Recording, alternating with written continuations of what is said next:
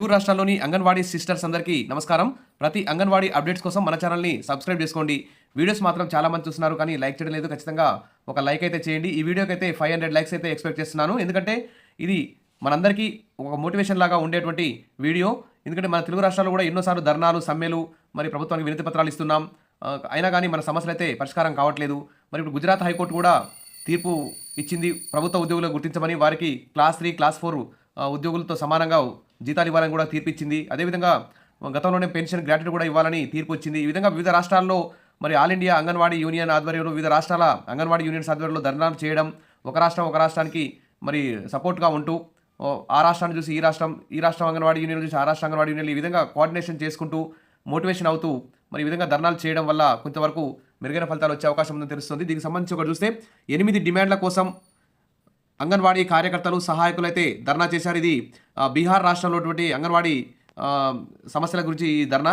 తమ 8 అంశాల డిమాండ్ల కోసం అంగన్వాడీ వర్కర్స్ మరియు ఆయాలైతే మరి రాజ్భవన్ ఎదుట నిరోధిక ధర్నాకైతే దిగారు. ధర్నాలో పాల్గొన్న అంగన్వాడీ టీచర్లు, ఆయాలు మాట్లాడుతూ రాష్ట్ర వ్యాప్తంగా 38,000 మంది అంగన్వాడీ టీచర్లు, 35,000 మంది ఆయాలు ఉన్నారని, 2016 నుంచి మరి బీహార్ ప్రభుత్వం మా హక్కులను కాలరాస్తున్నదని, ఇందుకోసం ఎన్నోసార్లు సమ్మెలు, ప్రదర్శనలు చేశాం, హామీలు మాత్రమే ఇస్తున్నారని, ఈసారి హక్కుల కోసం చివరి వరకు పోరాడేందుకు సిద్ధమవుతున్నామన్నారు. త్వరలో కేబినెట్ సమావేశం జరగనుందని, ఈ కేబినెట్ సమావేశంలో మా డిమాండ్లన్నింటినీ నెరవేర్చాలన్నారు. మరి రాంచీ జిల్లా అధ్యక్షురాలు సుమన్ కుమారి మాట్లాడుతూ జరగబోయే కేబినెట్ సమావేశం త్వరలో నిర్వహించబోయే కేబినెట్ సమావేశంలో అంగన్వాడీ వర్కర్స్ మరియు ఆయాల యొక్క డిమాండ్లను నెరవేర్చకుంటే ఇంటింటికి వెళ్ళి ఓటును బహిష్కరిస్తామని కోరారు. మరి సెప్టెంబర్ 23న మరి ర్యాలీకి పిలుపునిచ్చినప్పుడు, సమ్మె చేస్తున్నప్పుడు అక్కడ ఎమ్మెల్యే హాజరయ్యారని, సెప్టెంబర్ 27న క్యాబినెట్లో ఆమోదిస్తామని హామీ ఇచ్చారని, కానీ అప్పుడు ర్యాలీ ముగిసింది, కానీ హామీ అయితే నెరవేరలేదు. కాబట్టి ఈసారి జరిగే క్యాబినెట్ మీటింగ్లోనైనా ఖచ్చితంగా మా యొక్క 8 డిమాండ్లను పరిష్కరించాలని చెప్పేసి రాంచీలోని అంగన్వాడీ యూనియన్లు అయితే డిమాండ్ చేస్తున్నాయి. 60 ఏళ్ల తర్వాత అందరూ రిటైర్మెంట్ అయితే తీసుకుంటున్నారు. దీని తర్వాత వారికి ఎలాంటి రిటైర్మెంట్ బెనిఫిట్ రాకపోవడంతో, అతి తక్కువ రిటైర్మెంట్ బెనిఫిట్స్ ఇవ్వడంతో మరి చాలా ఇబ్బందులు అయితే ఎదుర్కొంటున్నారు. మరి పదవీ విరమణ చెందినప్పుడు ఏకంగా 10 లక్షలు ఇవ్వాలి, తద్వారా అంగన్వాడీల కుటుంబాలని ఆదుకోవాలని చెప్పేసి, దీంతోపాటు పనులకు సంబంధించిన డబ్బులు కూడా సకాలంలో అందజేయాలన్నారు. ప్రోత్సాహక సొమ్ము, మరి తర్వాత గ్యాస్ బిల్లులు ఇవన్నీ సకాలంలో ఇవ్వడం లేదని ఆరోపించారు. ఇక రాంచీ జిల్లా అంగన్వాడీ యూనియన్ నాయకురాలు మాట్లాడుతూ 2019లో డిమాండ్ నెరవేర్స్తామని హామీ ఇచ్చిందని, అయితే డిమాండ్ నెరవేర్చడానికి ప్రభుత్వం నిరాకరిస్తుందని అన్నారు.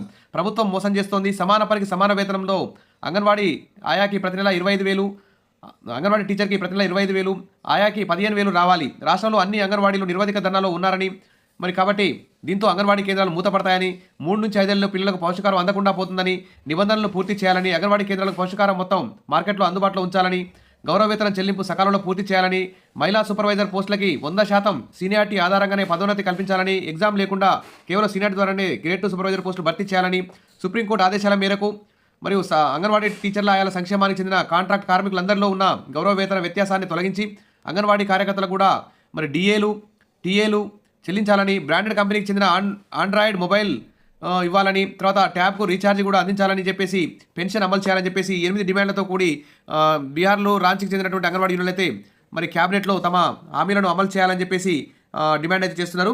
మరి ఇవి మన రాష్ట్రం, తెలుగు రాష్ట్రాల వారు కూడా ఎన్నోసార్లు ఈ విధంగా ధర్నాలు చేశారు. కానీ ఎన్నిసార్లు క్యాబినెట్ మీటింగ్ పెట్టినా ఆ క్యాబినెట్లో అయితే మరి అంగన్వాడీల గురించి చర్చించిన దాఖలు అయితే లేవు.